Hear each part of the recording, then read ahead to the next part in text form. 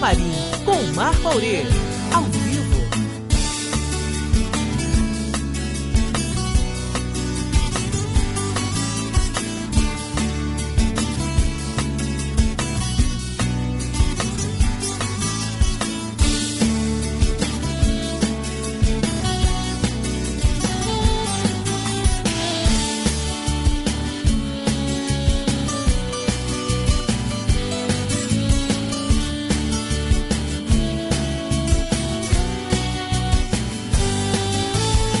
Camarim, onde você é convidado a entrar.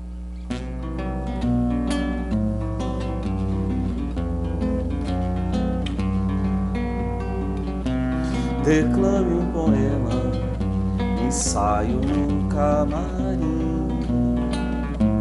Invente uma cena, qualquer coisa assim.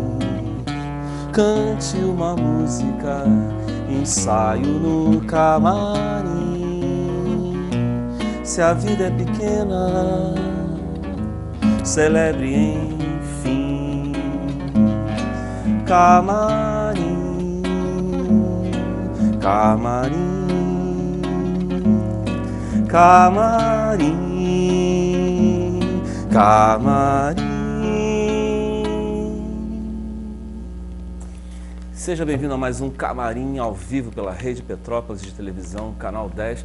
Também via internet www.tvredepetrópolis.com.br e você assiste em tempo real todas as segundas-feiras das 17 às 18 horas, com reprise aos domingos das 19h30 às 20h30.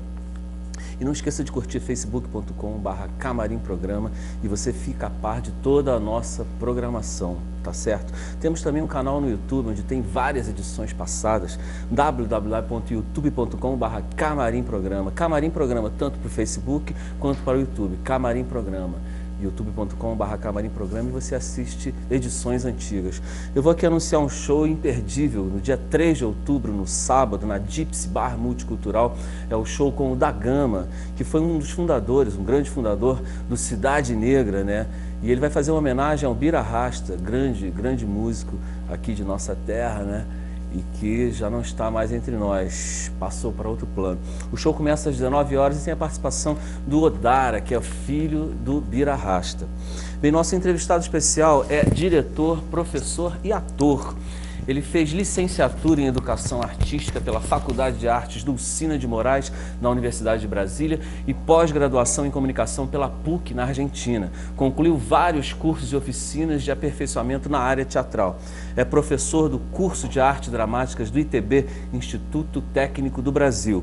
Trabalhou como ator em diversos espetáculos. Destacaremos El Cuento de la Cinecienta, adaptação de Charles Perrault, com direção de Diogo Varonese, em Buenos Aires, na Argentina, e Los Meritórios, direção de Efraim Aguilar, em Lima, no Peru, e As Preciosas Ridículas, de Molière, direção de Jaqueline Laurence, no Teatro do Caixa Cultural, em São Paulo.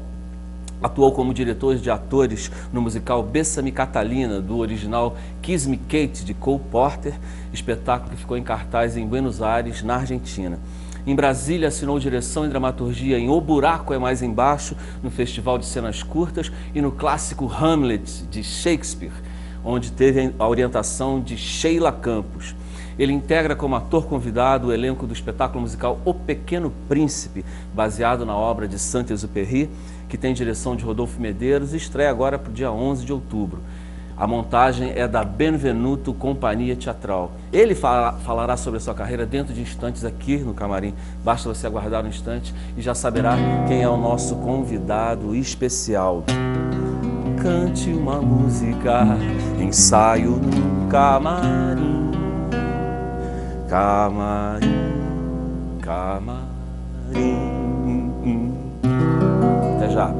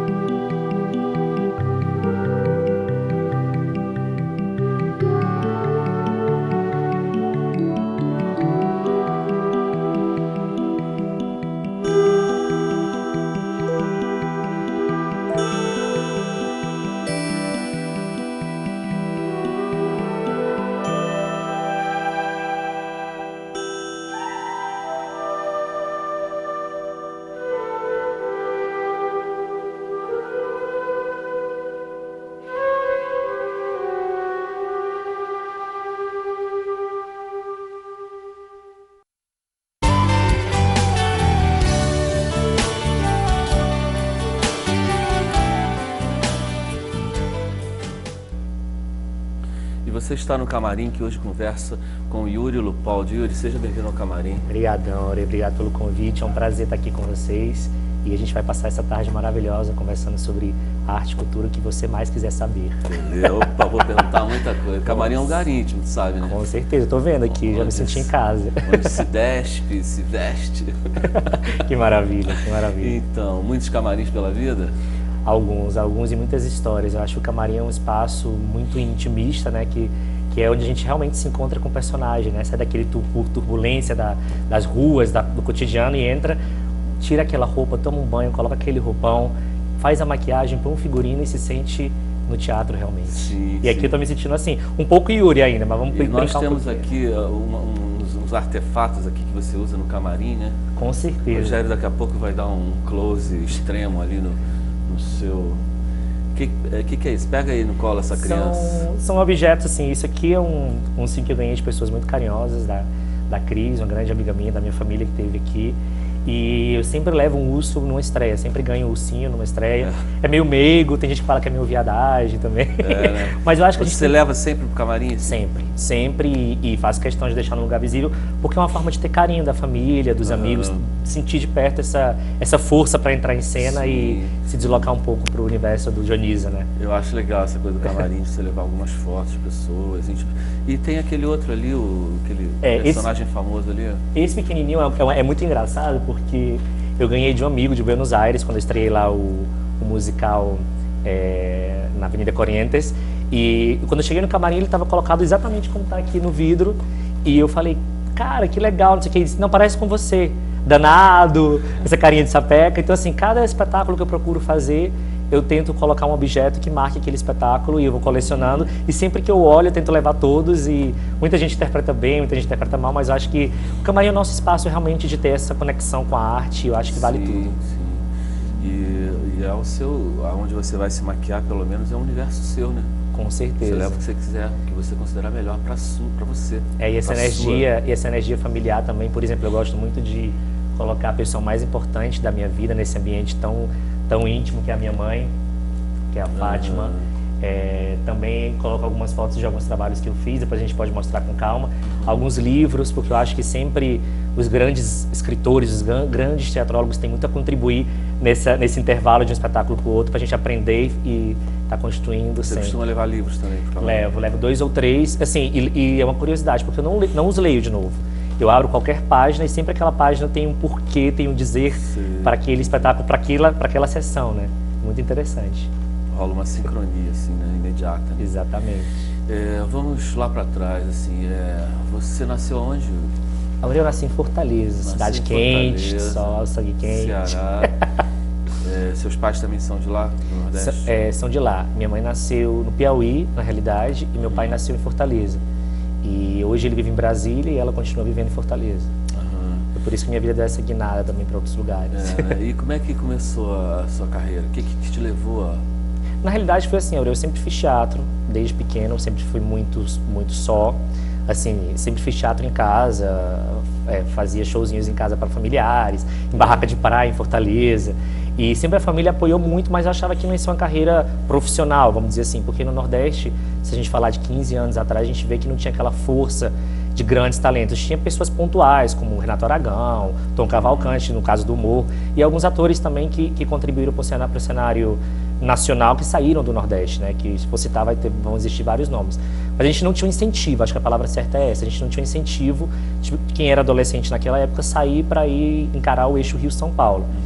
E aí eu sempre ia para o colégio de manhã, fazia teatro à tarde, e quando eu fiz 14 anos eu falei, mãe, eu quero sair de casa, eu estou cansado dessa vida de rotina, sempre sim, eu quero encarar fora do país. E você aí, já estava querendo ser, já era ator? Já, eu não via outra coisa, outra possibilidade. Sempre gostei muito de psicologia.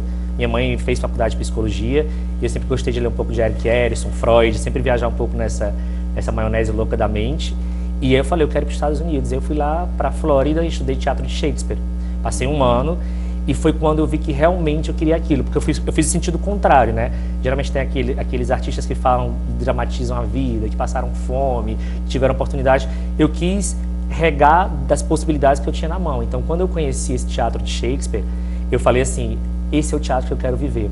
Então eu fiz um teste para Brasília, quando eu voltei dos Estados Unidos, passei por um espetáculo em Brasília e fui morar lá.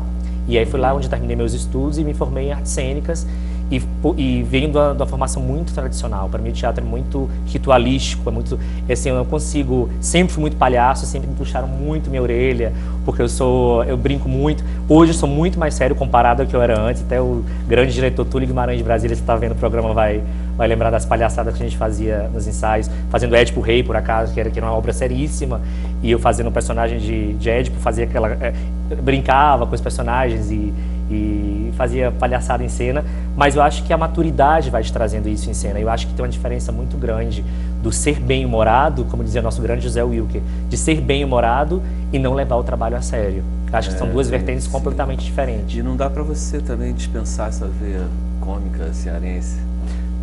Demorou. A minha grande amiga Dani, de Brasília, que é produtora, ela dizia assim, a gente morava junto em Brasília, e ela dizia, Yuri, é muito mais difícil fazer rir do que fazer chorar.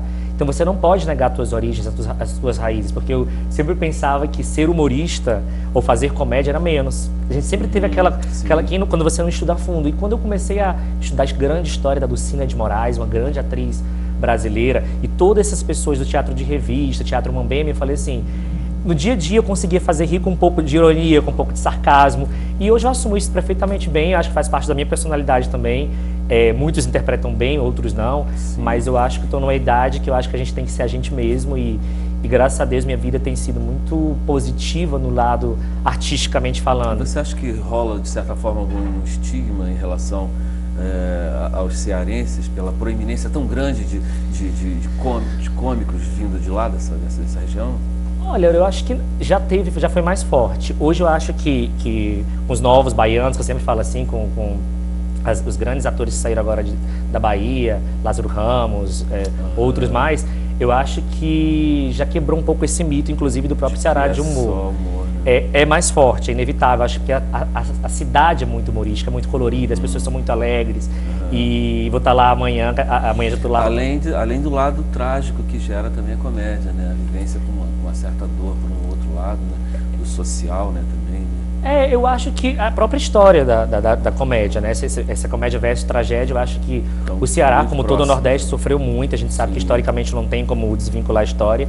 Cresceu bastante, é uma coisa inevitável. Quem volta no Nordeste hoje vê a evolução, vê o crescimento, inclusive não social como estruturalmente falando. E eu acho que hoje a gente tem mais liberdade e mais oportunidade. Felizmente ou infelizmente, para quem mora lá, tem que sair de lá, porque as grandes produções, o mercado tá no eixo Rio-São Paulo e tá fora do Brasil também. Então foi quando eu alcei voo e fui para Brasília, me formei, fiz publicidade, fiz teatro, desde teatro dos mais besteróis possíveis até os espetáculos mais tradicionais. Passei por mãos de pessoas muito boas que me qualificaram bastante, que me fizeram crescer não só como ator, mas também como profissional. E foi lá que eu arrisquei as direções, porque dirigir é outro problema. Eu sempre digo assim, que quando eu estou dirigindo, eu sou outra pessoa completamente diferente. Porque o ator trabalha muito com ego, o ator trabalha muito com experimentação, com aparecer. Eu sempre uso uma frase que eu escutei na Marília Gabriela uma vez até meio engraçado que eu vou falar, do Luan Santana, né, desse cantor que não tem muito a ver com teatro, mas Marília Gabriela dizia assim, Luan Santana, o que você fala sobre essas aparições, sempre foto selfie, se mostrando no Facebook, Instagram, não sei o quê, e ele virou e falou, eu sou artista, eu nasci artista tem que ser visto, eu tenho que me mostrar, se eu não me mostrar, quem vai me mostrar? Logicamente com certo respeito, critério e coerência. Então, eu acho que eu enfrentei muitos preconceitos nesse meu andar da minha vida, de sempre estar mostrando o que eu estou fazendo, até porque eu morei sempre longe da família. Então, mostrar o que eu estou fazendo... cartão postal. É um cartão postal, até para eles sentirem um gostinho do que eu estava fazendo. Por exemplo, você tem uma ideia, minha mãe, dos 25 espetáculos que eu já fiz, ela só viu 2. Então, assim, não tinha possibilidade, às vezes, financeira de ir até onde eu estava. Por exemplo, de Buenos Aires ela não chegou a ver, o do Peru ela não chegou a ver, que foram trabalhos muito importantes para mim, foi em outro idioma, um trabalho completamente intenso e de uma responsabilidade muito grande, né, de alguém que vem de fora. E eu sentia, às vezes, assim, estrear, abrir as cortinas e saber que ali na plateia não tem ninguém que eu amo. Mas eu sabia quais eram os motivos e eu acho que isso me fortificou muito mais para ser forte dentro e fora dos palcos. Então, quando eu cheguei em Brasília, eu não senti tanto isso. Queriam sempre me jogar para o humor, para a comédia, eu resistia e fazia um espetáculo, queria fazer mais alguns outros dramas, Mas hoje eu estou muito tranquilo com isso, faria qualquer outra... E você depois foi para Argentina ou para o Peru, depois de Brasília? Não, depois de Brasília foi assim, eu me formei e aí eu enviei um projeto, né, para São Paulo, na realidade, e fui convidado para trabalhar no Caixa Cultural, como produtor.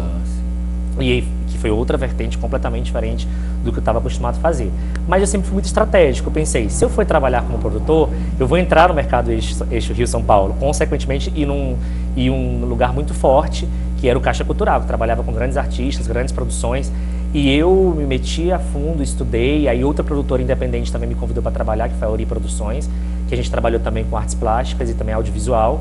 Então eu comecei a beber dessa água da produção, de ter o jeitinho brasileiro do marketing, de saber conversar, de saber se vender, coisa que eu não sabia antes, eu tinha um pouco de vergonha de fazer isso. E aí eu participei também de um programa que eu sempre era muito cantor de banheiro, e eu participei do SBT do programa Popstar. E foi muito engraçado porque, assim, tudo foi calhando a favor de São Paulo. Eu acho que minha vida sempre vai assim, até chegar a Petrópolis, depois a gente pode chegar, sempre foi calhando e eu fui andando de acordo com os ventos.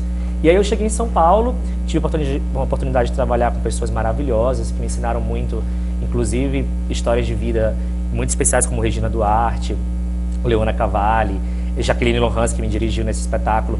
E foi quando eu fui ver que aquele glamour da televisão, do teatro, não existia. Que eram pessoas totalmente palpáveis, que choram, que ri, que tá sem dinheiro para pegar o táxi de volta, que vai pegar o busão quando terminar a entrevista e ir para outro lugar. Então eu vi que teatro é alma. A gente às vezes cresce no universo de que a gente sonha, sempre coloca essa balança. Minha família é muito tradicional e conservadora. Então sempre colocaram na balança. Com os 20 anos tem que estar com o apartamento comprado, com o curso superior pronto. E eu sempre me cobrei muito nisso. E quando eu vi que o teatro era muito mais amor e tesão do que propriamente dinheiro, logicamente faz parte, a gente tem que sobreviver, mas foi quando eu realmente me joguei no mundo mesmo, e foi em São Paulo que eu aprendi isso, a disciplina do teatro, a disciplina principalmente de como conduzir uma direção dentro de um espaço cênico, porque eram diretores muito conceituados que não tinham tempo para estar passando 3, 4 horas conversando, eles estavam produzindo 3, 4 espetáculos por mês. Então, assim, era 3 horas de ensaio e tinha que chupar o máximo possível daquela obra para fazer um trabalho bom. E foi quando eu deixei Brasília, eu vim para São Paulo, tive essa oportunidade também, conheci o processo colaborativo, que foi a minha tese de graduação, um trabalho de monografia, e eu conheci o grupo 19 de teatro da Vila Maria Zélia, lá em São Paulo, que o Lube, que é o diretor que me abriu portas, eu fiz uma obra com eles muito legal, que chama Destinos, que a gente trabalhou exatamente no espaço alternativo, que era uma escola de 1920 e pouco, se eu não estou enganado, me perdoa, Lube, se eu estou errando o ano, mas foi um espetáculo que a gente fez, um espaço alternativo, com construção totalmente com processo colaborativo das histórias reais daquela vila, da Vila Maria Zélia. Era interativo ou itinerante? Totalmente. O público entrava nesse universo, ele já entrava na vila. A vila existe até hoje, é habitada, mas tem os prédios tombados, por exemplo, como a Cadeia. Grandes poetas foram presos naquela época, naquela vila em São Paulo, na zona leste de São Paulo. E a gente ensaiou, pesquisou, construiu o texto, foi em casa conhecer as histórias daquelas pessoas e construir esse espetáculo muito lindo. E o público ia correr por todo o ambiente? Toda a vila. Porque a gente ia contando histórias daquelas pessoas, mitos e ritos, e no final entrava numa escola desativada em ruínas, literalmente ruínas, e contava a história daquela vila com fatos fictícios para entrar também no universo lúdico do teatro. Então eu tive a oportunidade de fazer 2 personagens, na realidade, que mexeram muito comigo, porque eu tinha que trabalhar muito esse psicológico do bipolarismo, de estar feliz no momento, estar triste em outro. Difícil para vocês? Não, eu acho que para teatro não é difícil, porque eu acho que todo mundo é um pouco bipolar, sim, né? Assim, doses relativas. Acho que sempre depende dos copos que tomou de vinho. E foi maravilhoso essa experiência lá na Vila Maria Zélia. Legal. E aí, então, depois de São Paulo... Aí, depois de São Paulo, eu decidi, assim, eu estava numa fase muito boa profissional em São Paulo, e eu falei assim, eu tenho que alçar voo, eu sou muito jovem. Você gostou de morar em São Paulo? Maravilhoso. Eu acho assim... Morei 5 anos lá. Foi. Eu acho assim, São Paulo, eu não tive oportunidade ainda de morar no Rio, capital, né, centro, mas que eu acho totalmente diferente de Petrópolis. Mas São Paulo eu vi que eu observava que às vezes tinha 400 e poucas obras de teatro por fim de semana, desde underground até grandes obras, e eu acho a produção muito mais disciplinada.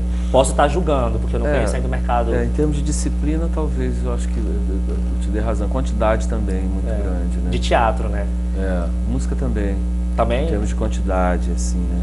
Cada final de semana você tem... O Augusta, muitos Vila Mariana, Madalena, assim, eu tenho grandes momentos fiz grandes amigos lá e tenho muita saudade de São Paulo, voltaria tranquilamente para fazer trabalhos lá, porque eu acho que é um público muito exigente também, assim, você recebe críticas tanto construtivas como até críticas diretas, é um público que se levanta no meio do espetáculo para ir embora do espetáculo quando não tá bom e te dá um certo frio na barriga.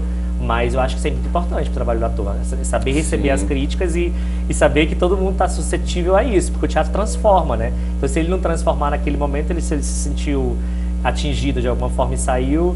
Não concordo muito, mas é característica bem do público de São Paulo. Tem que saber encarar isso, né? Com certeza. E hoje a gente vai fazer o intervalo, o Camarim vai fazer o primeiro intervalo de hoje e volta dentro de instantes conversando com Yuri Lapaldi. Até já.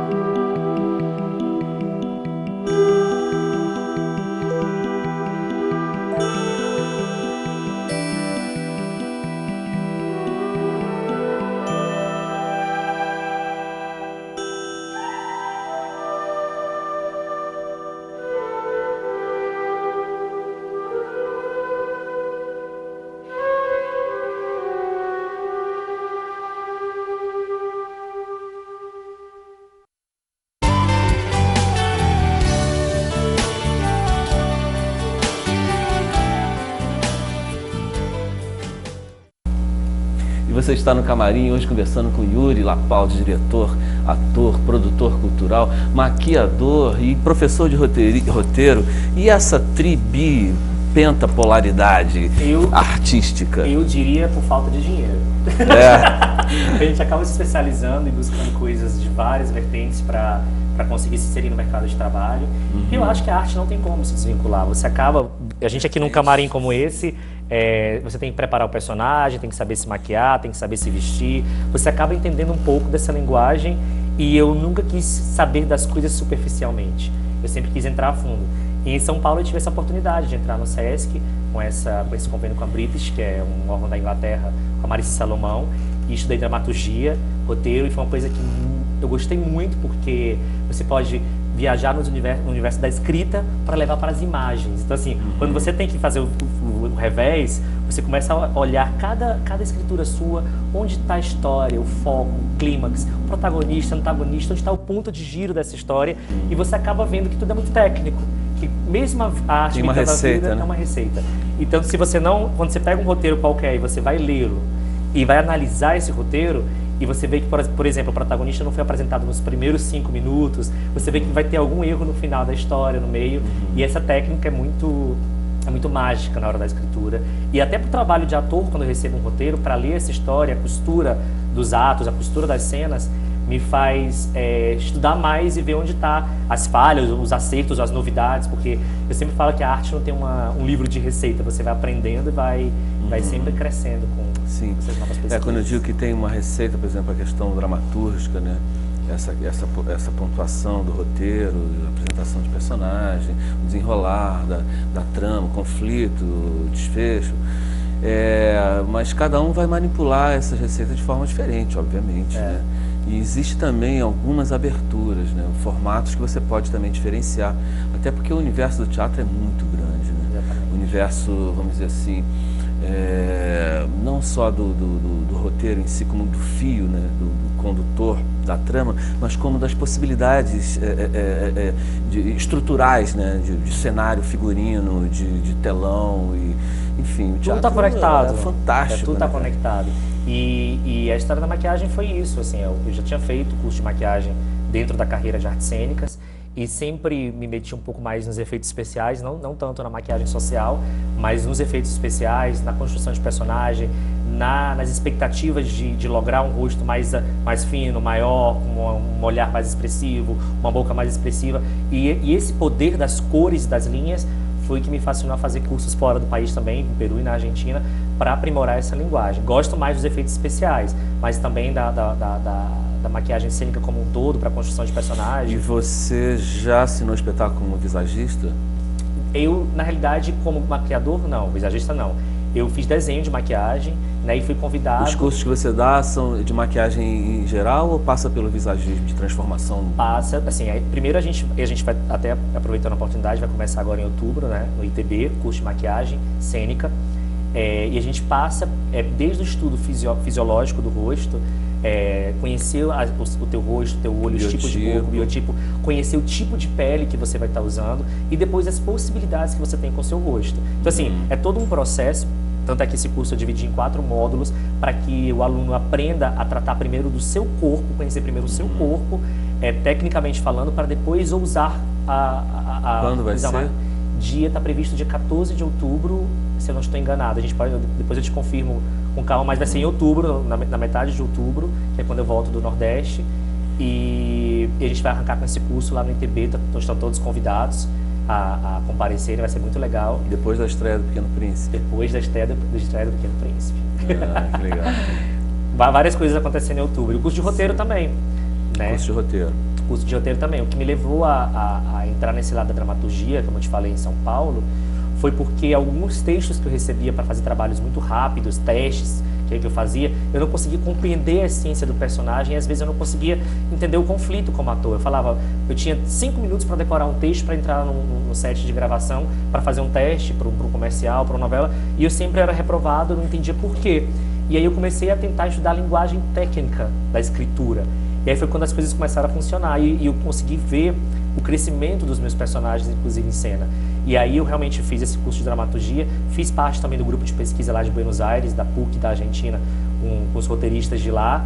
E tá tudo muito quentinho, já tá um sucesso o curso de roteiro agora, a turma tá cheia. Lá no ITB vai começar o módulo 2, agora em outubro também de roteiro, e o módulo 1 no SEAC. A gente vai começar, o SEAC me convidou para fazer também esse módulo 1 lá, e talvez abrir também o módulo 1 no ITB, porque é uma exigência para que a gente não perca conteúdo.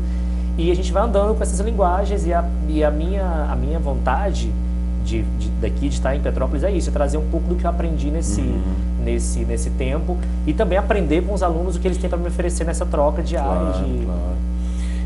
Você desenvolveu o curso de roteiro, fez curso de roteiro, hoje dá aula de roteiro, e você como dramaturgo, como escritor, você se aventura, já escreveu alguma coisa? Já, assim, eu já fiz o Buraco Mais Embaixo, em Brasília. O texto seu? O texto é meu, foi baseado em Arthur, né, no Arthur e Seu Duplo, e eu fiz uma releitura das veias do corpo, como se elas estivessem fora do corpo, porque às vezes é uma coisa que a gente quase não fala, a gente dorme, acorda, dia a dia, rotina, a gente fala, eu tô com dor de cabeça, e essas veias que são as condutoras do sangue, que vai para o coração, são as condutoras do sentimento, da raiva. Quando a gente está com raiva, elas pulsam mais rápido, elas estouram com a pancada, elas podem matar com um AVC.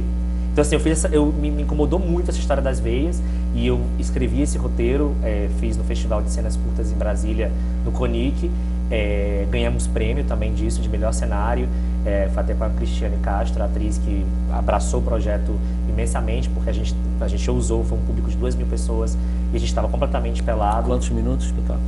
Foram 22 minutos, porque eram cenas curtas. Não vai inscrever no Festival de Cenas Curtas, não? Poderia, mas assim, os cenas curtas... a gente pode escrever nas cenas curtas. É bem forte o espetáculo, assim, realmente a gente tinha sementes de girassol pelo chão, a gente entregava essa semente, porque era uma mistura de roteiro com performance. Baseado em Arthur não pode ser coisa leve. Não é leve, nem um pouco. A iluminação também foi pensada nisso. A opção pelo nu foi exatamente quebrar essas couraças, que o corpo é algo, sabe, intocável, algo... O pudor de mostrar o corpo. E chocou bastante as pessoas de Brasília, e foi um trabalho muito lindo, que eu acho que se eu não tivesse recebido o apoio de todo mundo que participou da iluminação, do cenário, e da Cristiane Castro, que foi a atriz que participou disso tudo, eu acho que não teria acontecido. E eu interpretei também, porque assim, foi até complicado encontrar atores para interpretar esse tipo de cena. Eu tenho um pouco dessa coisa da provocação, eu gosto muito disso, de fazer com que o público pense no que está vendo. Eu acho que teatro é imagens, e tudo que está ali em cena diz alguma coisa. Eu não posso colocar um abajur que não queira dizer nada. Se ele está ali é por algo. Claro, então, é um símbolo forte que precisa ser utilizado, representar alguma coisa. Né? Exatamente. Então, eu decidi fazer isso com as veias. A priori, a gente ia colocar veias de verdade, de animais, mas a Anvisa proibiu em Brasília. A gente teve que fazer todo um trabalho de visagismo para reconstruir essas veias com a textura, com a imagem. Foi um projeto bem bonito mesmo, e espero fazê-lo um dia de novo. Acho que a Cris não vai querer fazer de novo porque ela casou, tem filho, eu acho que ela deu outra guinada, apesar que eu acho que ela faria, mas outra atriz... São quantos? 2 pessoas, um homem e uma mulher, porque exatamente para ter esse conflito de gênero. E também fiz um espetáculo, a dramaturgia, que também participou do Festival de Performance de Brasília, que era o cenário todo de papel higiênico, e o figurino também todo de papel higiênico, para a gente retratar a merda do mundo. Então tinha vinhetas dos grandes canais de televisão. Então assim, era muito metafórico, muito irônico, e o figurino ia se desfazendo de acordo com as cenas. Era todo feito de papel higiênico, o cenário também. Então trabalhei com luzes cruzadas, e a gente ganhou até prêmio também de cenário nessa época, porque foi bem legal o projeto. Eu tenho essa coisa da provocação, acho que está em mim mesmo. Acho que os murros que eu levei na vida de sair muito jovem para encarar esses países, eu acho que me levou a ser um pouco mais rígido com algumas coisas, e muito sensíveis, como o Dulcinho, em outras, né? Mas para você, assim, né, que você é uma pessoa jovem, ter viajado por vários países e ter conhecido várias vertentes diferenciadas, né, de montagem, de direção, isso foi muito bom para sua carreira, você não acha isso? Eu acho, e eu acho que o mais rico de tudo é ver essas diferentes linguagens em diferentes culturas. Por exemplo, depois que eu saí de São Paulo, eu me inscrevi no projeto de mestrado e comecei o mestrado no Peru. E me mandaram para uma cidadezinha chamada Trujillo. Eu mando um beijo enorme pro pessoal de lá que deve estar vendo também, que são pessoas muito humanas. E assim, quando eu desci daquele avião em Lima e viajei 6 horas de ônibus para conhecer essa cidade, e sem falar espanhol, e uma família me acolheu com todo carinho, todo amor, as comidas muito diferentes, a cultura. E eu parei e falei, o que eu estou fazendo aqui? Saí de uma megalópole como São Paulo e conheci uma cidade como Trujillo, que tem tsunami, que tem uma história pré-inca, com pirâmides. Aquilo ali me fascinou. Eu falei assim, gente, eu tenho que beber disso aqui. Então eu fiquei 3 meses lá. Felizmente ou lamentavelmente, Lima me levou para a capital, porque eu fiz através da Universidade Federal de lá. Então eu desenvolvi trabalhos em Lima, acabei ficando, porque como no Brasil o foco era em Lima. Mas você estava no interior do Peru? No interior de Lima. E aí, quando eu fiz esse trabalho em Trujillo, com pessoas de artes cênicas. Tem um curso de artes cênicas lá, que bem precário, mas de pessoas com muita sede de aprender. E quando eu levei esses grandes gênios para eles, assim, principalmente o processo colaborativo, que é o que eu mais gosto de fazer, bebido dessa água de Arthur, um pouco de Grotowski, essa coisa da memória afetiva do Stanislavski, eu acho que isso mexeu um pouco com eles, porque assim, são pessoas muito conservadoras, a cabeça muito pequena nessa cidadezinha do Peru. E quando eu fui para Lima, não, aí foi quando eu realmente vi outro tipo de teatro, um teatro bastante com influência espanhola, de cenário, do melodrama. Então, assim, foi a minha época mais over da minha carreira, foi lá em Lima, conheci grandes pessoas, aí foi quando eu comecei a trabalhar com audiovisual, trabalhei em 2 canais de televisão lá, né, na América Televisão em Frequência Latina, que foi onde eu produzi programas de assessoramento tinha um programa de dança que eu assessorava figurinos, maquiagem. E aí eu fui conhecer esse lado dessas câmeras que a gente olha e não sabe a proporção que isso chega e quem está vendo, o que está pensando, o que está vendo o que a gente está falando. E eu falei, eu quero conhecer essa linguagem. E aí eu comecei a fazer esse mestrado lá em estudos culturais. Eram pessoas completamente intelectuais, muito, muito mais velhas que eu. Então, o primeiro dia de aula eu lembro que eu cheguei, sentei e falei, gente, será que eu estou no lugar certo? Não que eu não me achasse capaz, mas assim, eu estava em outra vibe da minha vida, eu queria prática, eu queria conhecer, eu queria fazer. E aí eu falei assim, não, eu tenho que fazer algo mais prático. E com as experiências nos canais de televisão, eu queria conhecer essa linguagem, as câmeras, tipo de foco, como eu posso manipular uma massa, como eu posso contribuir uma grande massa com um trabalho artístico que não era limitado somente ao teatro. E aí eu fui convidado para ministrar um workshop na Argentina, em Buenos Aires, pela Universidade do Peru, e fiz um workshop de processo colaborativo. Amei Buenos Aires, não conhecia. Como a PUC é integrada, pedi transferência para o curso de comunicação audiovisual e consegui, fui morar lá, larguei tudo no Peru, uma carreira que já estava bastante legal, fiz curtas-metragens lá, publicidade, mas Buenos Aires realmente é um dos polos, falando a nível de Latinoamérica, bastante forte nessa linguagem, tanto de teatro como audiovisual. E fiz esse mestrado onde eu aprendi muita coisa em relação a roteiro, a foco, a câmera, a arte, fotografia, e saí um pouco da interpretação. Só que com 3 meses de mestrado, uma amiga do Peru que estava passando férias lá falou, olha, vai ter um teste de musical na Avenida Corrientes, que para quem não sabe é como se fosse a Broadway da América Latina em Buenos Aires. E aí eu falei, não quero mais interpretar, porque o meu foco agora é estudar, eu quero estabilizar minha vida financeira, porque tem esse mito, né, de quem estuda artes nunca consegue construir as coisas. E não teve jeito. No primeiro teste eu falei que eu ia, faltei, pegou bastante mal para mim lá em Buenos Aires, porque eu faltei o teste, mas por insegurança mesmo, era outro idioma, o próprio espanhol é diferente. E na segunda vez não teve jeito, eu fui. Olha, e quando eu cheguei lá, eu me soltei. Vou te confessar uma coisa para todo mundo, acho que eles nem sabem lá na Argentina, mas eu tomei uns bons vinhos antes de fazer esse teste, que eu falei, seja o que Dionísio quiser, mas se eu tiver que voltar para os palcos, eu vou voltar, mas eu vou fazer o que eu sei fazer. E realmente me joguei no palco e fui aprovado. A gente fez o musical Cenicienta, né, que é a Cinderela, e eu abri o espetáculo cantando, que foi uma novidade. Assim, eu cantava, mas em banheiro, algumas coisinhas de amigo, karaokê e tal.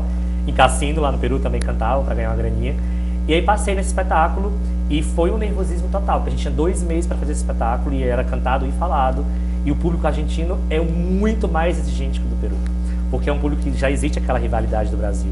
E dentro de um elenco tem um protagonista também que era brasileiro, isso não era comum para aquele elenco. E eu fiz amizade com todo mundo. Mas eles sabiam que você era brasileiro? O público em si? O público, não. Nas primeiras sessões, eu brinquei um pouco por conta do idioma. Porque, por exemplo, tem algumas palavras que o espanhol do Peru é mais clássico. E o de Buenos Aires é mais desprendido, é mais informal. Cade, né? Cache, cade, la cade de... E aí teve uma cena que eu falei assim, um ratito é um momentinho. Só que não fala na Argentina um ratito. Você fala um momento, um rato, assim. E aí eu, no meio da cena, fui improvisar e falei, um ratito nomás. E todo o público riu e disse, esse cara vai daqui. E o diretor adorou. Então, assim, eu acabei incorporando um pouco desse espanhol, não digo nem brasileiro, mas assim, esse sotaque tão diferente para eles, e funcionou bem pro personagem, porque é quase impossível você chegar a 100% do outro idioma. Eu tentei o máximo e graças a Deus deu certo, mas eles nunca levavam pro Brasil, eles levavam para alguma coisa estranha, tipo, você tá fazendo um personagem italiano, um espanhol da Colômbia, da Venezuela, e eu me diverti bastante. A gente ficou em cartaz na Avenida Corrientes, no Passeio La Plaza, E para mim foi um presente enorme. Me prejudiquei um pouco no mestrado por conta dos tempos, mas eu não podia deixar de fazer isso, porque para minha carreira foi um presente poder ter feito um espetáculo naquela avenida, naquele teatro tão bonito, e poder conhecer esse diretor, Diego, que é maravilhoso, a Silvana, que era a produtora, me ajudou muito nesse processo de construção de personagem. E foi quando eu entrei nos musicais. Foi quando eu realmente gostei de fazer musical, que você entra naquele universo das mãos, das expressões, o público vibra, o público balança o pé, o público balança o rosto. E isso é muito legal quando você... Vamos cantar alguma coisa, quer dizer, você vai cantar. O que você poderia cantar pra gente? Antes da gente começar a cantar do Pequeno Príncipe. Vamos falar do Pequeno Príncipe ainda, com certeza. Daqui a pouquinho a gente fala. Olha só, tem uma música que mexe muito comigo. Eu sempre aqueço a voz com ela nos camarins, que é Codinome Beija-Flor, do Cazuza. E eu acho que é uma música que eu posso chegar em várias notas, e não só chegar nas notas, mas chegar em vários órgãos do meu corpo para chegar nesse personagem. Posso tentar te acompanhar, tem tempo que eu não toco isso. Mas... Vamos tentar, vamos dar acho que eu chamo de ensaio no camarim. Ensaio no camarim. Errou, tá errado, porque o camarim não é o palco, certo? Aqui é um lugar que a gente pode usar e fazer o que quiser. Pode errar. Então vamos lá. Pra que mentir, fingir que perdoou, tentar ficar amigos sem rancor. A emoção acabou, que coincidência é o amor. A nossa música nunca mais tocou. Pra que usar de tanta educação pra destilar terceiras intenções? Esqueci a letra. Desperdiçando meu homem, ajuda. Devagarzinho, flor em flor, entre os meus inimigos, beija-flor. Eu protegi o teu nome por amor, em um codinome beija-flor. Não responda nunca, meu amor, nunca, pra qualquer um na rua beija-flor, que só eu que podia, dentro da tua orelha fria, dizer segredos de liquidificador. Um doce sonhava acordada, um jeito de não sentir dor. Prendia o choro e aguava o bom do amor. Prendia o choro e aguava o bom do amor. Obrigado, que lindo. Legal, beleza. Me mexe muito comigo essa música, porque, como eu te falei, todos os camarins que eu passei, eu sempre estava mais ou menos sozinho, porque minha família morava muito longe, às vezes não tinha oportunidade de me ver nas estreias. Então eu cantava essa música, me conectava com o Brasil, me conectava com minha vida pessoal, me conectava com as minhas vivências, que só eu sei o que eu passei nessas ruas boêmias, de todos esses lugares que eu vivi. E eu acho que eu sou agradecido a Deus por ter vivido tanta coisa boa e não ter só estudado essa cultura, mas ter vivido essas culturas tão diversificadas, tão multiculturais de tantos lugares. Eu acho que eu sou um abençoado quando eu tenho possibilidade de falar disso. E o que representa o Pequeno Príncipe para você? Eu vejo que você tem um livro aí, tem outras referências. Pode pegar aí. Pode pegar? Esse Pequeno Príncipe... Pequeno Príncipe foi uma história... Eu tive uma história muito linda na minha vida quando eu era adolescente. E eu fui presenteado por esse livro, que fica até nervoso em falar, porque foi uma história muito forte para mim, tá até acabadinho já. E tem uma das rosas que eu ganhei de presente, tá aqui dentro. A rosa do Pequeno Príncipe. É a rosa do Pequeno Príncipe. E esse livro eu recebi num momento muito difícil da minha vida, quando eu estava indeciso o que fazer da minha vida, da minha carreira profissional, tomar decisões de mudar de estado, de conhecer outras culturas.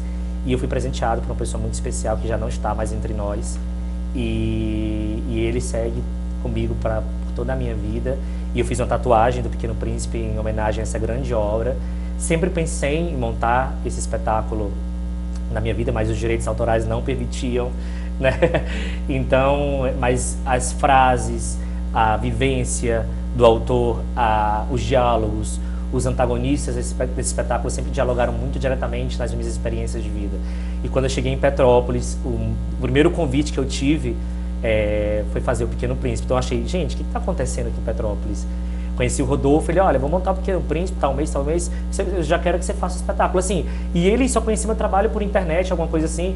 E eu achei estranho, até comentei com minha amiga, com a Cris, falei, Cris, mas o Pequeno Príncipe, em Petrópolis. E calhou de eu ter passado no espetáculo em Petrópolis, e calhou de eu ter sido aprovado no concurso da Fundação. E falei, gente, não tem como, eu tenho que vir para Petrópolis. É tudo, como eu te falei, tudo na minha vida vai me puxando um pouquinho para estar aqui. E o Pequeno Príncipe sempre dialogou, ele está no meu corpo, ele está na minha cabeça, está na minha mente. E vai ser um prazer, assim, imensurável estrear agora nesse dia 11 de outubro, que eu aproveito e convido todo mundo que está aí vendo a gente em casa, para estar dia 11 de outubro, dia 11 e 12 de outubro no Teatro Dom Pedro, com o Pequeno Príncipe, um grande elenco, uma grande direção, músicas exclusivas que vai entrar mesmo na tua alma. Eu falo isso porque eu sou uma pessoa que tenho essa obra bebida na minha personalidade, no meu corpo estampada, e eu falo com muita emoção de estar fazendo parte desse projeto, e é um presente para Petrópolis e para todo mundo que for assistir. Dia 11 de outubro. Você faz o Rei? Eu faço o Rei, faço o Vaidoso e eu faço o Acendedor de Lampiões. Então vamos nessa ordem cantar as músicas? Meu Deus do céu! Vamos lá. Eu te dou uma ordem? Eu te dou uma ordem e terás que me obedecer. Faça o que melhor lhe couber, o que mais forte vibra em você.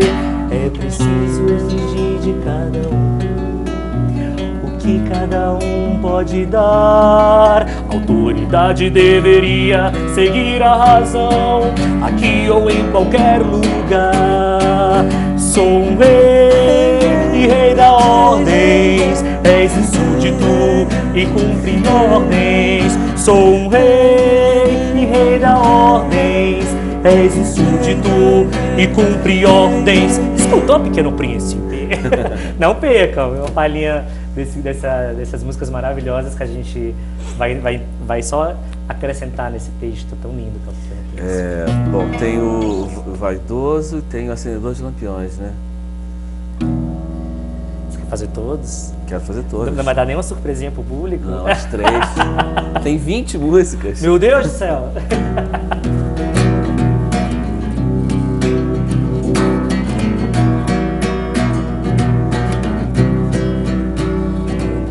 Antigamente eu tinha muito mais tempo para curtir, para viver, mas agora eu realmente lamento. Meu planeta gira mais rápido, só pensa em correr, correr, correr. Antigamente eu tinha muito mais tempo para curtir, para viver, mas agora eu realmente lamento. Meu planeta gira mais rápido, só pensa em correr, correr, correr. Veja bem, preste atenção no meu lampião, vagalume.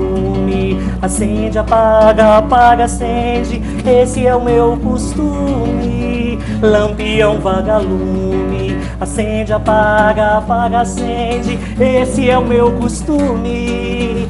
Lampião, vagalume, lampião, vagalume, lampião, vagalume. Que lindo! Gente, é um prazer cantar essa música. Eu não queria cantar agora ao vivo, eu queria que fosse surpresa pro público. Tem mais uma. Vamos lá. Lampião do Vaidoso, né? Admirar.